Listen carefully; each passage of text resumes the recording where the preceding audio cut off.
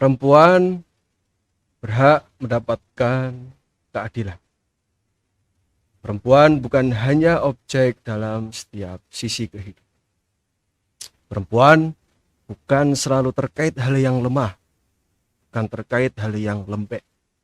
Perempuan bisa menjadi cerdas, menjadi matang dan memimpin, menjadi pelengkap dan membongkar egosentris. Saya Nukta Akbar, tuan rumah Al Inaroh Podcast. Ya, ada di tengah-tengah kita Mbak Firda Ainun. Tepuk tangan untuk Mbak Firda Ainun, jauh-jauh dari Jogja, aktivis feminisme Jogja. Selamat datang Mbak di studio kita. Iya, selamat datang. Podcast. Ini podcast kita walaupun di bawah lembaga pesantren, Ya. tapi kita enggak kolot, Mbak. Oke. Ya, feminis kita Top. angkat. Ya, emansipasi itu harus direalisasikan. Iya, betul. Firda Ainun Ula. Mungkin kita mulai dari pembicaraannya ringan-ringan dulu. Iya, boleh. Karena kenapa kok kita mengundang Mbak Firda ini terkait dengan isu feminis, Ya. isu kesetaraan gender, karena harus kita sadari masih banyak pemahaman yang miring, pemahaman yang tidak utuh, pemahaman yang salah terkait apa itu gerakan feminisme, apa yang diperjuangkan, apa esensi dari gerakan itu sendiri. Banyak yang salah, apalagi di pesantren. Nah, kalau pesantren tidak bisa jadi motor untuk meluruskan pemahaman itu, Betul. ayo naruh solusinya. Tidak ada. Tujuannya ya kita meluruskan gerakan feminisme, kesetaraan gender. Entah nanti apa yang menjadi kesepakatan kita di pembahasan ini, Pak. Mungkin bisa dijelaskan dulu feminisme itu cakupan dari apa, sejarahnya bagaimana, lalu pergulatan sekarang itu bagaimana feminisme. Oke, makasih sebelumnya teman-teman. Jadi ini menarik juga gitu ya. Saya juga cukup kaget ternyata setelah melihat tornya itu logonya pondok pesantren, Mas, Ya. gitu kan.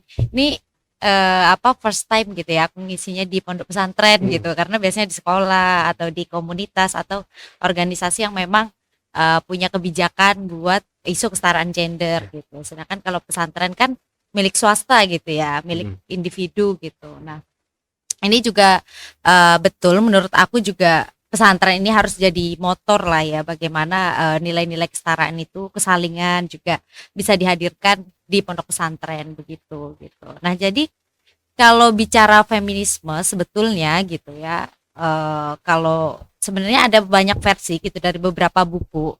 Ada bukunya Engels gitu, itu asal usul keluarga gitu ya. Itu bagaimana dia menjelaskan bagaimana ketertindasan itu dimulai dari apa ya? Hal yang paling kecil gitu, organisasi yang paling kecil yaitu bernama keluarga gitu. Nah, jadi dulu banget gitu sebelum Dulu banget ya. Iya, dulu banget itu zaman megalitikum, paleolitikum, zaman likum itu loh. Nah, zaman prasejarah ya. Nah, zaman prasejarah itu memang feminisme itu belum muncul gitu, tapi sebetulnya zaman itu ada yang namanya matriarki gitu. Nah, kenapa dinamakan matriarki gitu? Nah, di situ peran antara laki-laki dan perempuan itu tuh seimbang gitu. Tapi memang pada akhirnya setelah pergeseran adanya tanah, terus juga ada pertanian gitu kan, ada juga yang menenun gitu, semakin banyak kebutuhan. Kemudian ini kesadaran mereka akan kebutuhan gitu ya. Kemudian ini dibagilah perannya, yang cowok-cowok ini kebanyakan dia berburu. Kalau yang cewek kebanyakan bertani. Kemudian juga menenun gitu. Nah, pekerjaan-pekerjaan ini kan yang perempuan ditaruh di domestik gitu ya. Bertenun, jadi menanam gitu, terus juga memasak gitu. Nah, sedangkan yang cowok itu berburu gitu. Yang itu memang kecenderungan kalau berburu itu kan punya kekuatan fisik gitu ya, digambarkannya gitu. Nah, sehingga pada saat itu setelah pergeseran zaman menuju hampir zaman feodalisme gitu. Nah, mereka itu punya kesadaran tuh akan warisan. Nah, warisan inilah yang kemudian itu terahnya itu terah ayah jadinya gitu. Mereka punya kesadaran akan kepemilikan tanah. Nah, kemudian setelah punya kesadaran kepemilikan tanah, mereka akhirnya punya kesadaran juga untuk menikah. Jadi dulu mereka itu nggak menikah, kayak kumpul kebo aja gitu. Nggak ada instansi pernikahan dulu. Terus kemudian ada instansi pernikahan, terus punya kesadaran akan pengelolaan tanah. Ini siapa yang mengelola gitu. Nah, terus diwariskanlah kepada anak laki-laki. Sejak itulah zaman bergeser dari matriarki ke patriarki gitu. Sehingga terahnya ini terah ayah gitu Terah ya. Nah, biar masih ada terah ibu gitu. Meskipun di Indonesia beberapa wilayah itu masih ada terah ibu gitu. Terah ibu itu bagaimana ya? Terah ibu itu ya marganya itu pakai marganya ibu. Pakai marganya gitu. ibu. Nah gitu.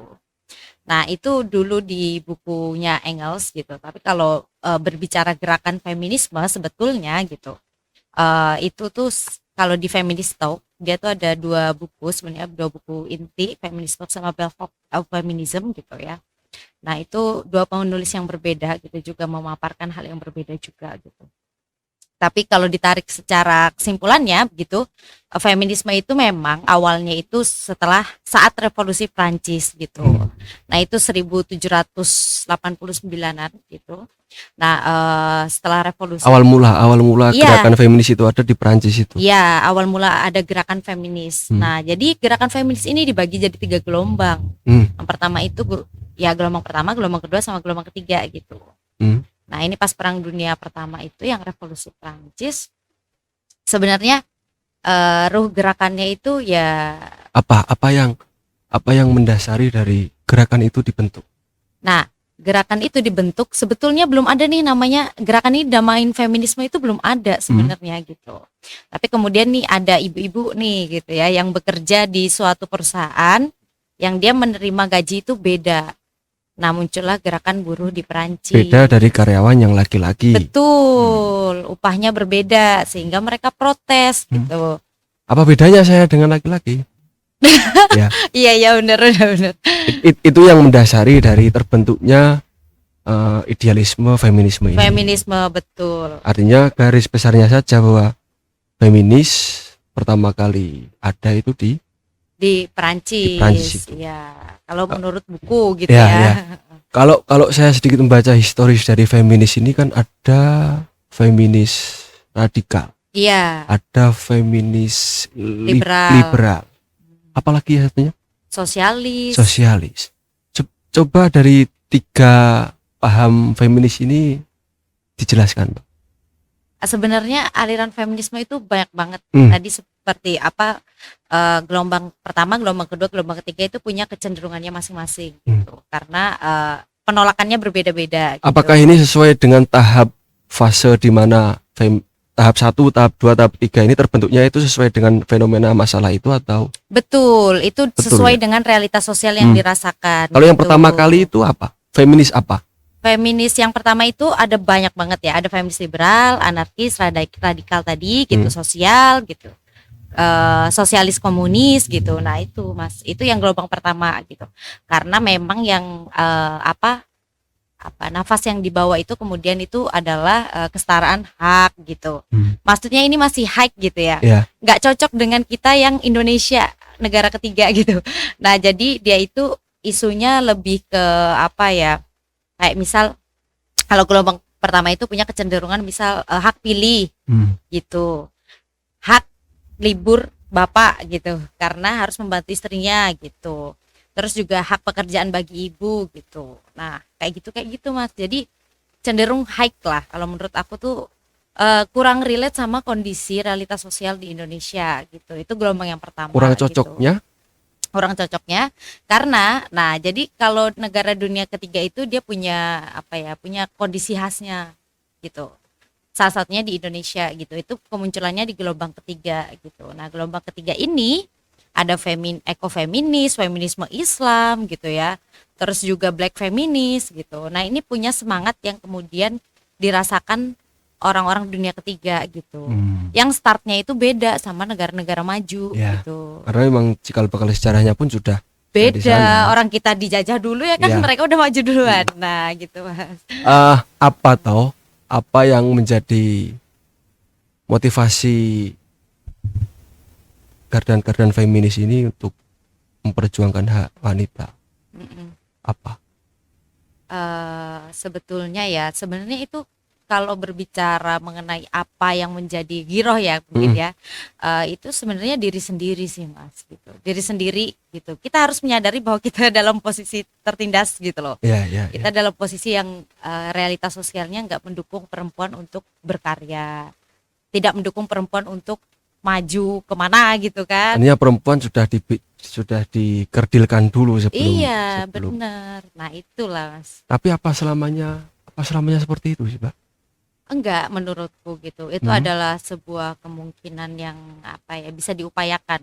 Kalau misalnya sekarang kan sudah banyak ya aktivis gender gitu, teman-teman feminis, banyak Oh teman-teman ya, maaf saya potong. gerakan gitu. Ada bahasan gender, Mm-mm, ada seks, mm-mm, ada kelamin. mm-mm. Ini apa sih perbedaan dari itu, Mbak? Kalau sebetulnya ini kalau di bukunya Mansur Faki ya, yang INSIS itu gender dan transformasi sosial, itu buku pengantar buat feminis gitu mas. Jadi mengetahui dulu bagaimana gender dan seks itu disandingkan gitu. Nah, jadi kalau gender itu jenis kelamin sosial. Contohnya, Nah, kalau ini kan kita mau meluruskan statement-statement yang masih ambigu di di kalangan masyarakat yang, gitu ya. Oh. Ini harus kita oncei. Lagi Jan tenan oh. iki saya nonton orang Jawa biasanya gender itu dibilang gawean. Nek Gawean. seks iku gawan. Nah, Ah. itu yang saya temukan di komunitas di Gunung Kidul gitu. Kita advokasi di sana. Gitu. Gender itu apa aja? Gender itu ya kayak perempuan pemalu, Hmm. kan? Laki-laki nggak boleh nangis, itu gender gitu. Laki-laki boleh memimpin, perempuan nggak boleh, itu gender gitu. Kalau seks Oh, itu ya yang gawan dari Tuhan maksudnya. Ya. Laki-laki perempuan itu. Maksudnya secara jenis kelamin, Secara jenis vagina, kelamin. penis gitu. Nah ini sebetulnya yang membedakan tuh di situnya aja, kita beda secara reproduksi aja, tapi peran-peran sosialnya kita nggak beda sebenarnya. Artinya feminis ini kan kesetaraan gender yang diperjuangkan, berarti hak-hak gendernya berarti kan. Iya, hak-hak keadilan gender gitulah, kesetaraan gender. Di sekarang ini apa hak dari perempuan Mm-mm. yang tidak didapatkan perempuan? Kalau sekarang ya, zaman sekarang gitu Ya. ya, mungkin pendidikan udah gitu ya, terus juga akses pendidikan, kesehatan, terus juga akses untuk berkarya, akses untuk apa ya, di struktur pemerintahan itu sudah ada gitu ya. Tapi sebenarnya kita perlu membaca kembali gitu mas. Nah, kemunculan ini itu sebenarnya kayak struktural gitu. Jadi misal beberapa perempuan itu sudah merasa sekolah itu sudah boleh gitu ya, tapi beberapa itu masih mendapatkan stigma gitu. Kamu udah usah sekolah tinggi-tinggi. Ujung-ujungnya juga di dapur Nah, gitu kan. Ini secara saya pribadi menanggapi masalah-masalah pemahamannya seperti itu, saya juga tidak setuju. Tetapi kalau dilarikan ke arah bahwa perempuan itu harus, ini dengan background saya yang background Pesantren gitu ya. background pesantren Iya, ya. iya. Kalau perempuan harus, ini kita tidak ada masalah ya maksudnya. Iya. Kalau perempuan harus setara, setara itu kan berarti sama. Kalau saya di situ yang kurang setuju. Karena tetap bahwa kita itu diciptakan kan untuk saling melengkapi. Apa yang menjadi kekurangan laki-laki dilengkapi dengan perempuan. Apa yang menjadi kekurangan perempuan kita lengkapi dari sosok laki-laki. Ya. Maka jika setara itu berarti, kalau kita analogikan, berarti setara itu sama-sama. Apa yang tidak dimiliki laki-laki berarti tidak dimiliki perempuan. Artinya pemahaman saling melengkapi itu rancu. Iya. Nah, maka saya kalau mengamati dari kajian-kajian yang ada di agamis, di tekstual keagamaan itu ya keadilan gender. Kalau saya sedikit banyak membaca bukunya Buya Hussein, yang terakhir saya baca itu fikih perempuan ya, fikih perempuan. Itu juga mungkin lebih spesifik membahas mengenai perempuan-perempuan itu bagaimana dipandang di sosial kemasyarakatan. Memang banyak yang kurang. Iya. Berbicara perempuan pasti kita berbicara anggapan-anggapan yang pasti sudah miring dulu. Iya. Dari barat gitu ya. Wong wedok kuwi ndak bisa rasional. Kalau perempuan tidak bisa rasional, ini bagaimana? Padahal perempuan juga berhak untuk jadi pemimpin. Perempuan juga berhak untuk menentukan pilihannya. Kalau dia tidak rasional, pilihannya berdasarkan mimpi, kan enggak juga. Kalau dari jenengan selaku penggiat dari gerakan feminisme ini sendiri, apa sih poros tengahnya feminis dari sisi kehidupan? Kehidupan ini ada sosialis, ada agamis, dan banyak hal lain. Poros tengahnya yang mewakili dari gerakan feminisme itu bisa diterima semua kalangan itu apa?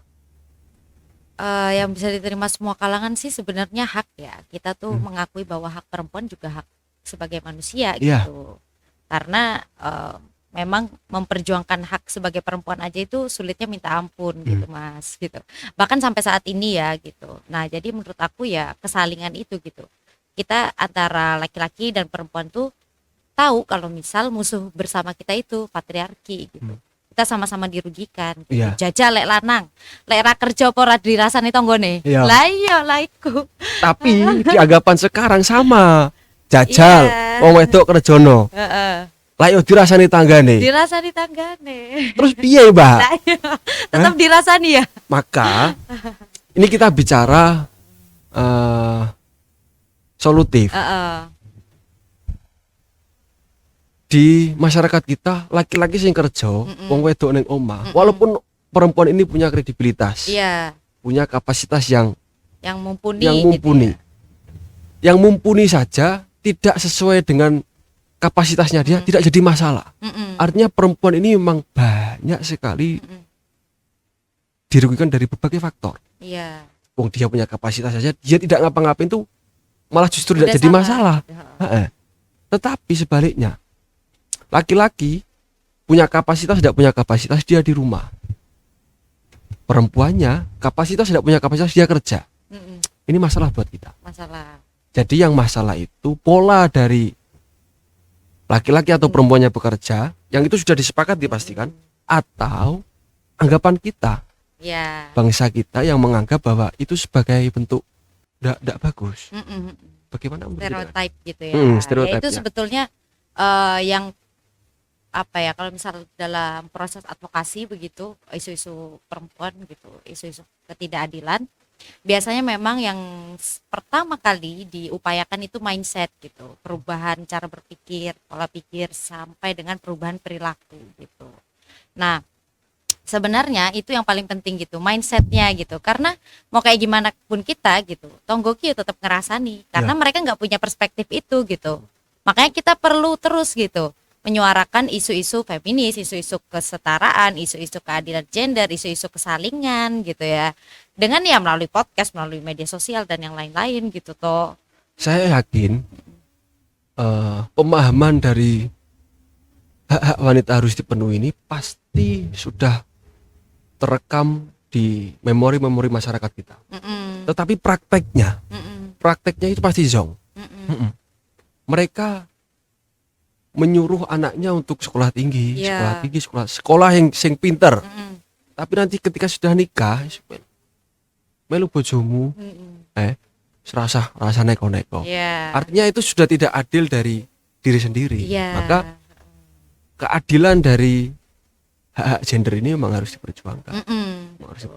Tetapi kalau gender ini harus dianggap sebagai hal yang setara, yang dalam konteks ini berarti sama, itu juga dari jenengan bagaimana?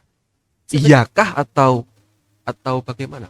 Jadi kalau yang ramai di Twitter, di TikTok atau di medsos gitu ya, anak-anak feminis nih giliran apa namanya katanya kesetaraan gitu, giliran di kereta api ada gerbong perempuan gitu, giliran angkat galon minta tolong yang Laki-laki, cowok ya. gitu kan. Nah itu biasanya seringkali standarnya tuh itu gitu.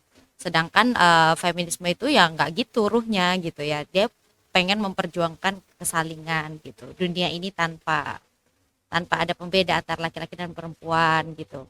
Pembeda ini yang dimaksud peran sosialnya gitu ya. Nah, menurut aku memang nggak harus sama gitu. Menurut aku setara itu nggak harus sama, keadilan juga nggak harus sama gitu. Makanya term keadilan dan kesetaraan itu akan digunakan dalam konteks juga yang berbeda menurutku gitu. Memperjuangkan hak bukan hanya sekedar dicapai dari akal dan ideologi saja Iya kan? betul. Tapi memang dalam praktek nyatanya Dalam memang praktek terrealisasi. betul. Kalau feminisme itu kan cara berpikir aja mas. Jadi kayak alat gitu kan. Alat kita berpikir gitu. Cara Cuman, pandang gitu. Kalau ini akhirnya menuju ke pertanyaan yang mungkin sedikit perlu banyak berpikir. Kalau dari jenengan sendiri, perempuan harus masak gak? Menurutku ya nggak harus sih. Nggak Kalau harus dia ya? mau ya silakan gitu. Itu kan kayak basic aja gitu. Hmm. Skill basic Ya. skill gitu loh Ya. yang Ini- siapa aja boleh gitu. Ini lucunya, tetapi di masyarakat kita bahwa perempuan harus masak. Iya, nek gak yo diseneni mertuone gitu. Ini sing arep mertuane, ini sing arep mertuane. Nek ora, artinya gini, masak itu kan bentuk pekerjaan. Ya, Sedangkan fitrah dari keperempuanan ini kan ini kalau saya ngomong akhirnya stereotip lagi nih. iya stereotype gitu Perempuan ya. itu kan banyak melakukan hal dengan perasaan, Iya. dengan lebih hati-hati. Artinya yo akeh bakul sego goreng wong lanang ki yo akeh gitu Ya loh. banyak. Ya banyak, tetapi dalam konteks rumah tangga yang melibatkan hubungan laki-laki dan perempuan. Ini kan secara budaya, secara normatifnya bahwa yang masak harus perempuan, yang masak harus perempuan. Nah, ketika di dalam pola itu masih menggenggam dengan praktek itu, menurut jenengan itu sudah adil belum sih? Praktek cewek memasak Iya, gitu. kudu masak. Oh, yuk Kudu gak oleh masak. lah. Nggak oleh ya. Nah, Nggak tapi oleh. gini Mas, sebenarnya ada yang menarik yang sampai sampaikan tadi gitu ya. Apa wong dodolan sego goreng yo akeh sing lanang ngono to. Iya. Tapi yo kalau di masyarakat cewek kan yang pasti dituntut untuk memasak gitu. Iya, dalam Ah. dalam hubungan kontekstual lawan jenis pasti perempuan yang lebih banyak dituntut. Itu bentuk ketidakadilan juga Iya, Mas. iya. Itu apa ya? Peminggiran perempuan gitu. Tetapi kalau kita bicara fitrah dari perempuan, Mm-mm. apakah bisa lolos dari pemahaman? Ya itu udah adil. Mm-mm. Bisa enggak?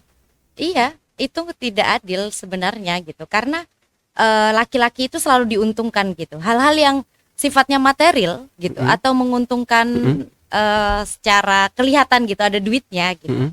Itu akan apa ya, cenderung lebih mudah diterima gitu.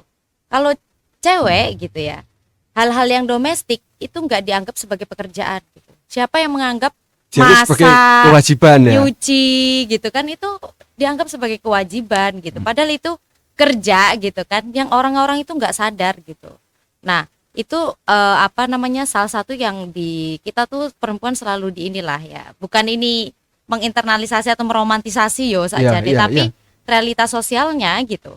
Ketika yang memasak apa namanya, dalam memasak aja gitu kelihatan banget masyarakat nganggapnya harus gitu kan, cewek laki-laki giliran nyari duit sah-sah aja gitu. Nah itu yang kemudian apa, porsi antara koki di hotel cewek dan cowok itu kebanyakan cowok Mas, karena sifatnya itu material gitu, kerjaan.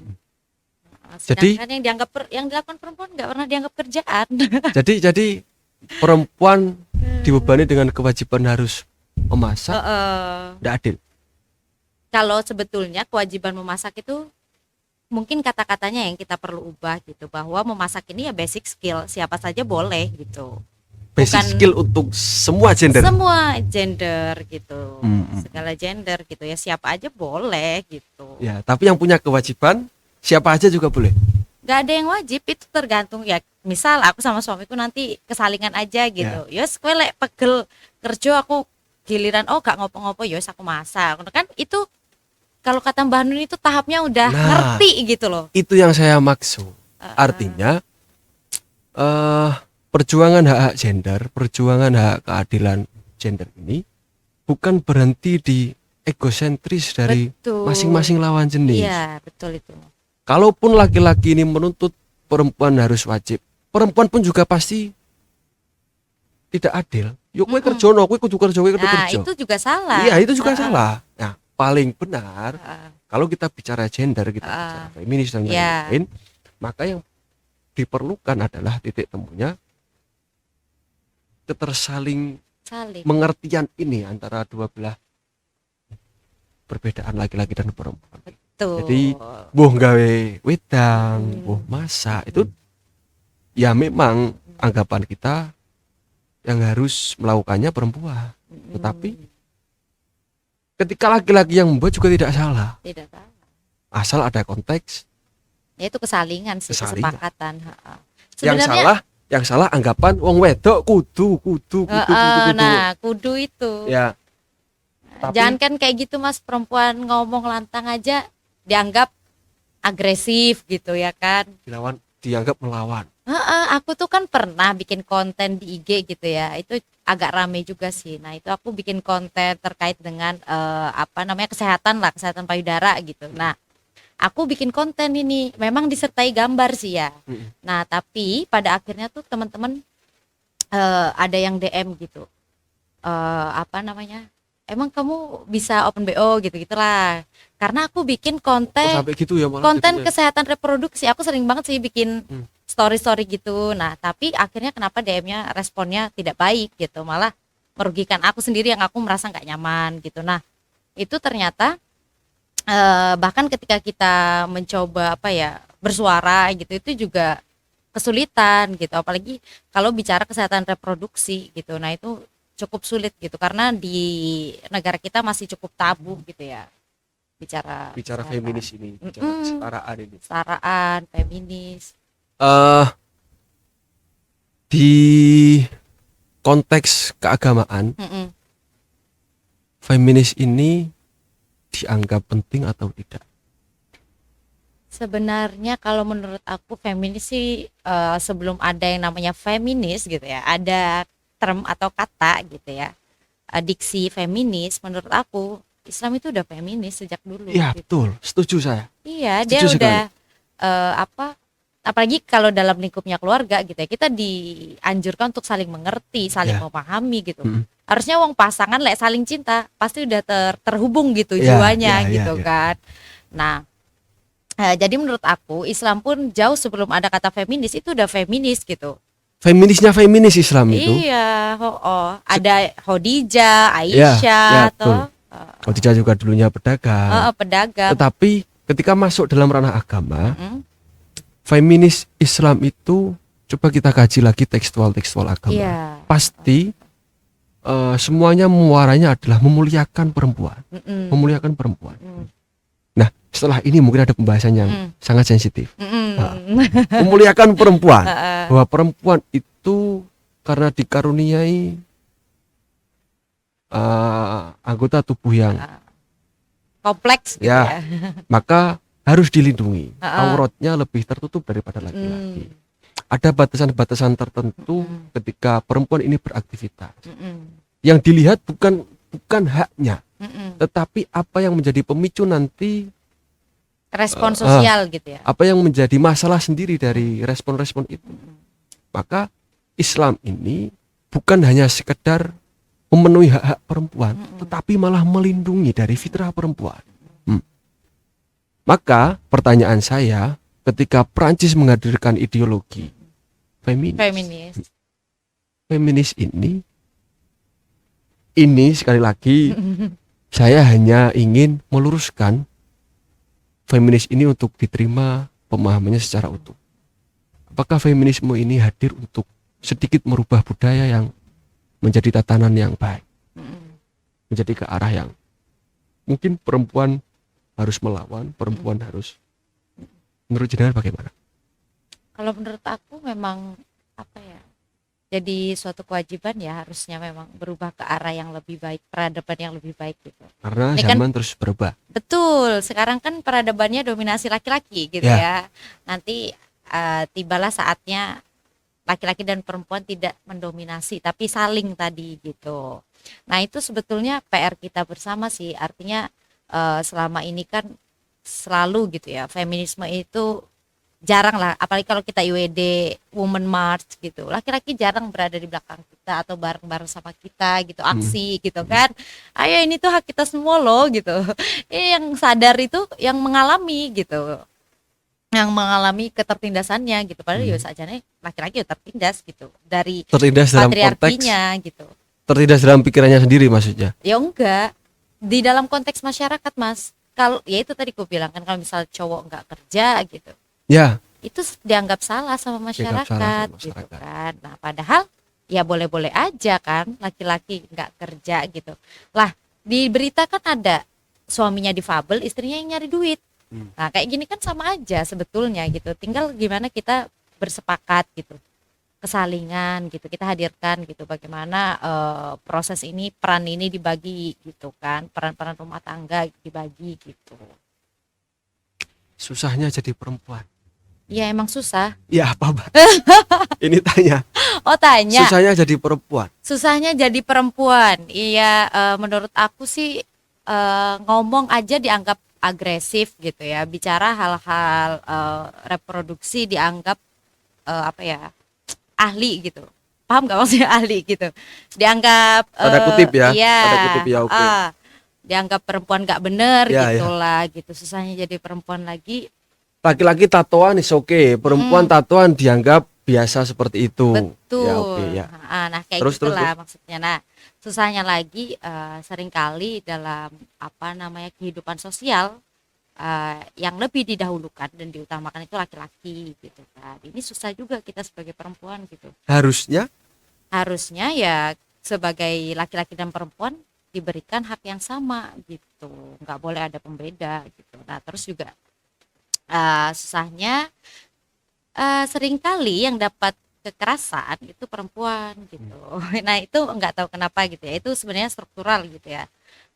Susahnya lagi banyak sih, kayaknya susah terus. Cuma ya ini adalah Terus. susahnya itu mengadvokasi diri sendiri gitu Ya. ya, memperjuangkan hak diri sendiri itu aja dianggap salah gitu sama orang-orang. Karena perempuan itu di mata laki-laki dan masyarakat, bahkan perempuan sendiri Perempuan pun sendiri, itu menganggap bahwa perempuan ini objek Objek. dari semuanya, betul. semuanya, dari objek kekerasan, objek pelecehan, objek Ketidakadilan. ya semuanya.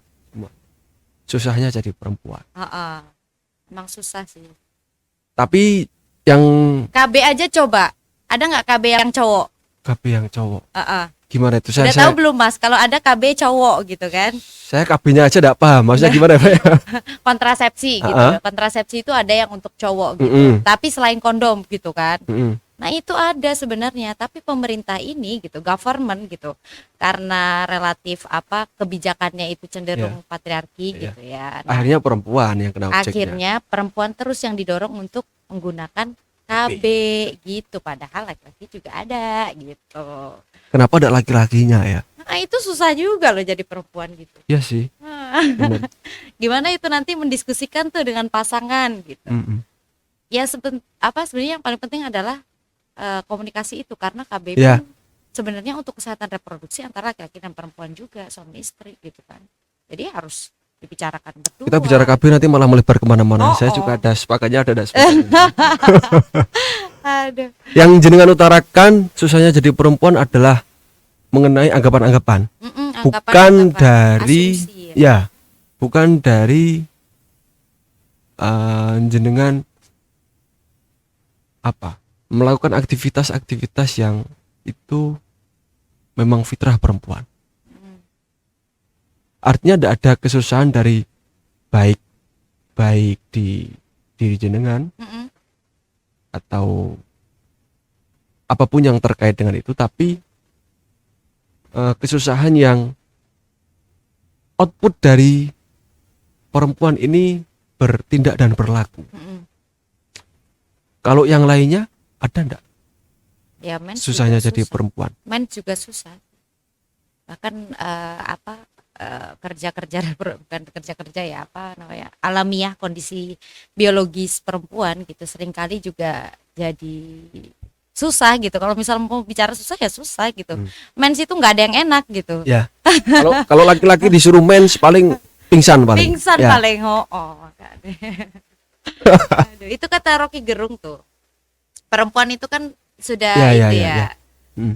dilahirkan dengan penderitaan gitu. Jadi mereka udah biasa sebenarnya. Cuman kalau dibilang susah ya susah gitu. Kalau sudah dilahirkan dengan penderitaan dan wanita itu memang harus banyak menerima dari apa yang menjadi derita-derita di kehidupan. Kenapa harus menuntut kesetaraan?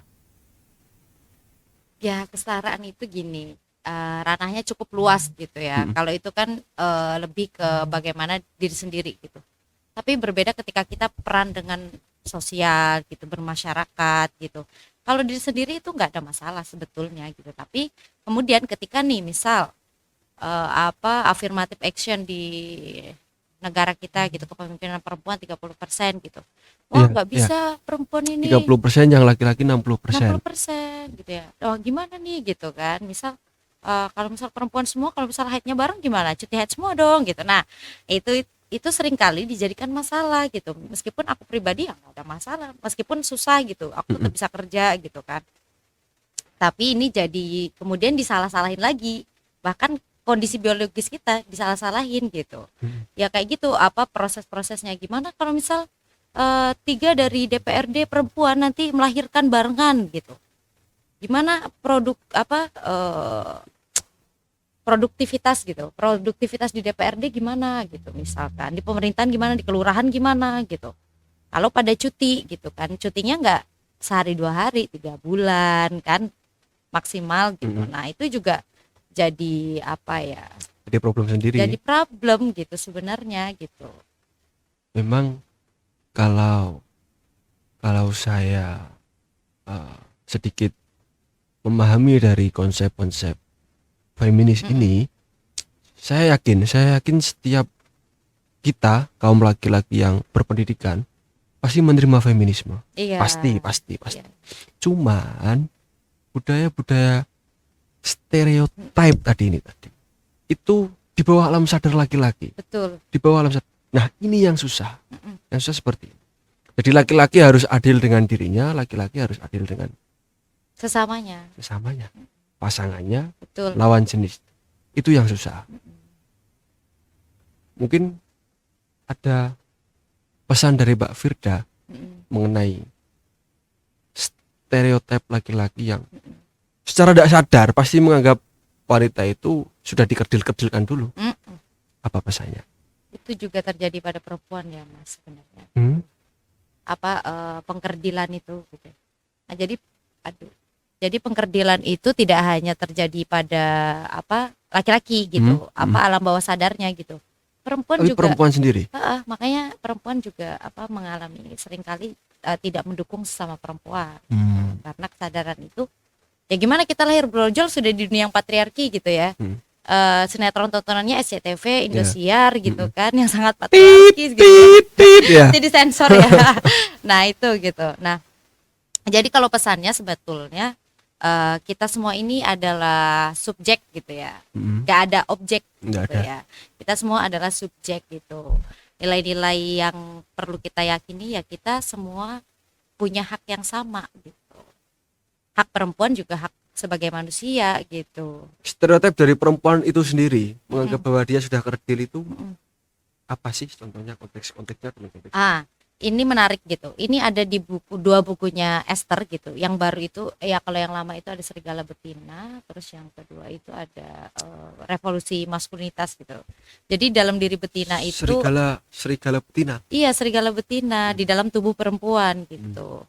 Nah, contohnya gitu ya, bisa jadi nih perempuan yang udah mapan gitu, perempuan lainnya ini cemburu, bukan malah ikut serta dalam perjuangannya gitu. Misal kita udah sukses S2 gitu, bikin penelitian tentang isu gender, ini bukannya didukung, tapi malah dirasani, malah difitnah atau yang lain-lainnya gitu. Nah, itu terjadi gitu. Itu hal yang tidak bisa dibenarkan, tapi mungkin terjadi gitu karena ya itu tadi ada sistem yang mengkerdilkan perempuan. Bahkan sesama perempuan sendiri gitu tidak sering saling mendukung gitu. Apalagi di politik ya sering gesek-gesekan gitu kan. Tapi Antar kan hal satu yang sama seperti lain itu juga gitu. bukan hanya terjadi di laki-laki, bukan Perempuan. hanya di perempuan, Mm. di laki-laki pun juga terjadi. Oke, Mm, gitu ya. mm, Oh, nah, itu sih kalau menurut aku jadi sisterhood-nya tuh kurang gitu. Makanya kalau gelombang ketiga itu dia memperjuangkan salah satunya sisterhood gitu. Perempuan saling mendukung sesama perempuan atas dasar kesadaran feminitas gitu.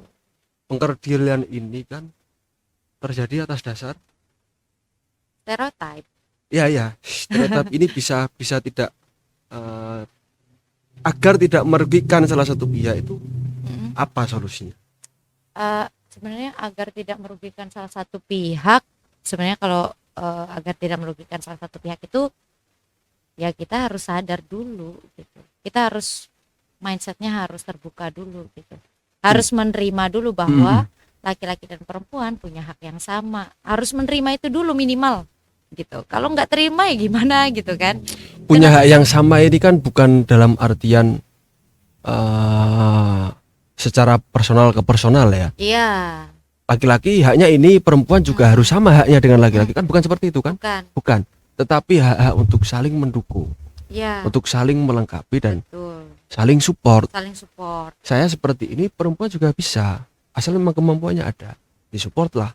Bukan kok perempuan menuntut aku lo iso koyo ngono. Mm-mm. Bukan kan? Nah, Nah, ya. Mulai saya kerucutkan. Jadi stereotip yang terjadi baik laki-laki ke perempuan, pengkerdilan ini, perempuan mengkerdilkan dirinya sendiri. Satu-satunya hal yang bisa menyelesaikan itu apa? Saya yakin tidak ada alasan untuk tidak menerima feminisme. Tidak ada alasan apa menolak feminisme. Tidak. Betul bahwa perempuan punya hak, perempuan harus dilindungi, perempuan punya kapasitas dan perempuan berhak untuk berkembang. betul. Lalu kenapa ketika kita sudah menerima idealisme itu, kita tetap berstereotip di bawah sadar kita? Ya. Apa sih solusinya? Biar terjalin hubungan yang saling mengerti. Apa, Bang? Sebenarnya gini ya, kalau untuk solusi, waduh saya kayak ini ya, udah pejabat aja gitu dimintain solusi gitu ya. Ya kan jenengan yang pelaku dari Nah, aktivis eh, eh, feminis ini. kalau solusi sebenarnya itu tadi sebetulnya mindset gitu. Kita harus antar individu saling memahami bahwa kita sama-sama subjek gitu. Itu dulu gitu.